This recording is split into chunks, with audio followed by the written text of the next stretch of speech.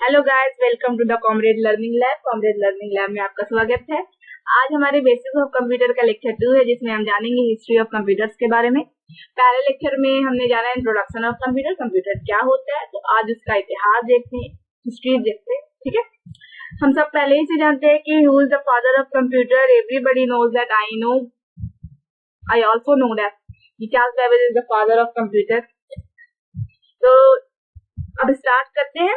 As we already know, a computer is a great machine.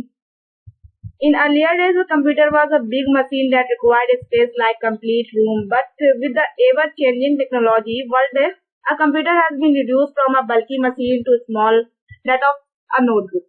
यानी कि पहले के समय में हम देखते थे कि कंप्यूटर बहुत बड़ा हुआ करता था, उसके लिए एक रूम की जरूरत होती थी, उसका स्पेस रूम के इतना रहता था, इतना बड़ा होता था, बल्कि होता था। बट अब के समय में कंप्यूटर इतना छोटा हो गया कि हमारे हाथ में चलता फिरता कंप्यूटर चल रहा है, हम साथ में लेके ही कंप्यूटर चल रहे हैं मोबाइल के रूप में। ठीक है, तो इराज के बारे में जानेंगे। Eras of computer. Computer were invented as a result of man search for fast, accurate and reliable calculating device. The evolution of computer is defined in term of various eras. Let us take a look at them. यानी कि computer का invented man खोज रहे थे कि कुछ ऐसा हमें मिल जाए जिससे हमारा कैलकुलेशन एकदम एक्यूरेट, जिससे हम भरोसा कर सके, जो फास्ट हो। तो उन्होंने ढूंढा द इवोल्यूशन ऑफ कंप्यूटर। तो अलग अलग डिफाइंड वेरियस इराज में हम पढ़ेंगे कि क्या क्या मिला, कैसे कैसे काम होता है। तो पहले हम जानते हैं मैनुअल के बारे में। In earlier time the device used performing mathematical calculation is called abacus. यानी कि पहले के समय में हम एबेकस का यूज करते थे। ये सबसे एबेकस आपको फिगर में दिख रहा होगा, ये ऐसा हुआ करता था, हम लोगों ने बचपन में अपने यूज भी किया होगा इसका। Abacus stand for evident beats addition and calculation utility system. This device allow the user to represent number by the position of bits. यानी कि नंबर का रिप्रेजेंट हम बिट्स के रूप में करते थे, नंबर का पोजीशन हम बिट्स में बताते थे ऑन अ रैक पर। Simple addition and subtraction can be carry out repeatedly by the positioning of bits on the rack। ठीक है, फिर मैकेनिकल एरा के बारे में देखेंगे। The first mechanical calculator was developed by Wilhelm Schickard. Blaise Pascal, a great mathematician, developed another mechanical addition machine called Pascal line, which could add and subtract numbers। यानी कि उन्होंने जो डेवलप किया उसमें हम क्या कर सकते थे, सब्ट्रैक्ट कर सकते थे, नंबर को ऐड कर सकते थे। 1964 में उन्होंने एक कैलकुलेटर डेवलप किया था। ब्लेज पास्कल के बारे में बात हो रही है। इलेक्ट्रिकल एरा में हम देखते the universal automatic computer UNIVAC was the first commercial large scale digital computer produce in 1951 में। यानी कि पहला commercial large scale digital computer 1951 के ड्यूरिंग पीरियड ऑफ टाइम में आया। इसी पीरियड ऑफ टाइम में बहुत सारे अलग अलग कंप्यूटर का भी डेवलपमेंट हुआ, स्टोर प्रोग्राम कंप्यूटर का भी डेवलपमेंट हुआ। ठीक है, अब हम जानते हैं जनरेशन ऑफ कंप्यूटर के बारे में। Generation in computer era provide a framework for the growth of computer industry.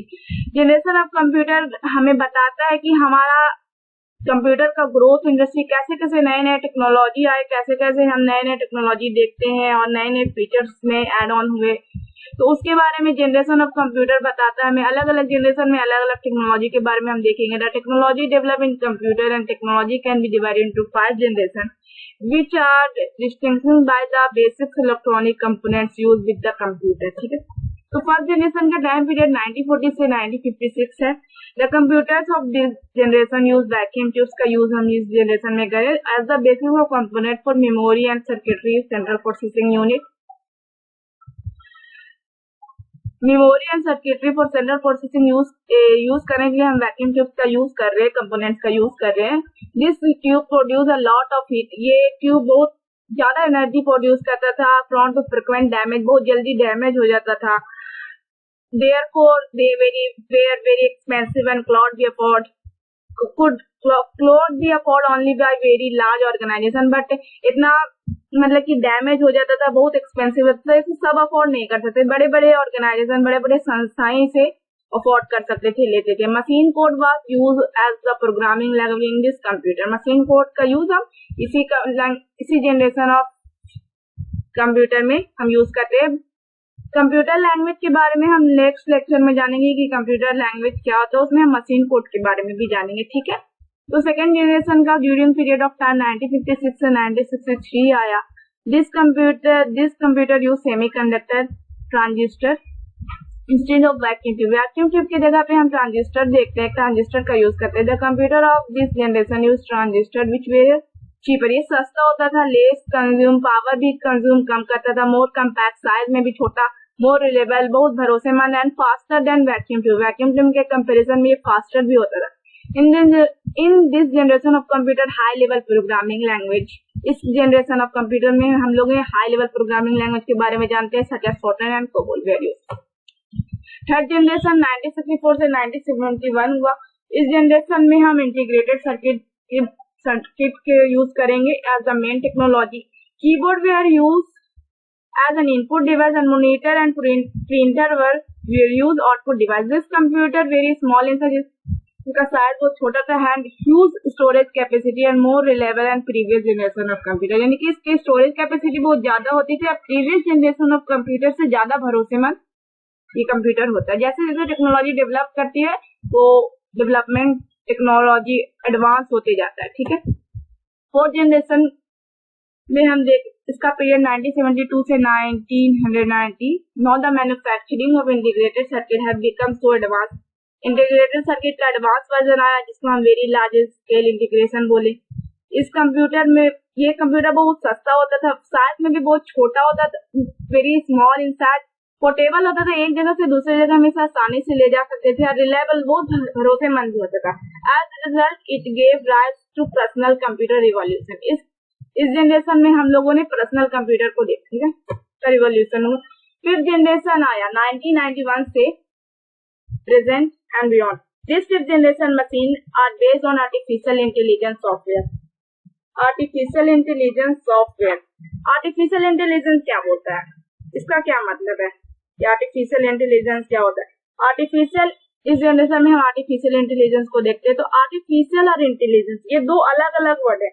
Artificial पहला वर्ड जो है आर्टिफिशियल, इसका मतलब होता है इंसानों के द्वारा बनाया हुआ, यानी कि ह्यूमन के द्वारा बनाया हुआ. और दूसरा इंटेलिजेंस का अर्थ होता है सोचने की शक्ति, इसलिए इसका पूरा मतलब होता है इंसान के द्वारा बनाई हुई सोचने की शक्ति.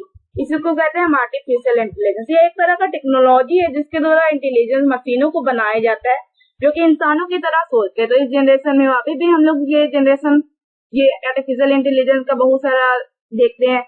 एक एग्जाम्पल अगर हम दे आर्टिफिशियल इंटेलिजेंस का, जब आप अपने कंप्यूटर में चेस गेम को खेलते हैं, चेस गेम है, तो वो क्या है, जस्ट लाइक क्या वो, दैट इज आर्टिफिशियल इंटेलिजेंस. वो भी आर्टिफिशियल इंटेलिजेंस का एक एग्जाम्पल है. आप अपना चाल चले फिर उधर से वो कंप्यूटर अपना ये करता है, that is artificial intelligence. I hope आप लोग को आर्टिफिशियल इंटेलिजेंस समझ में आया होगा.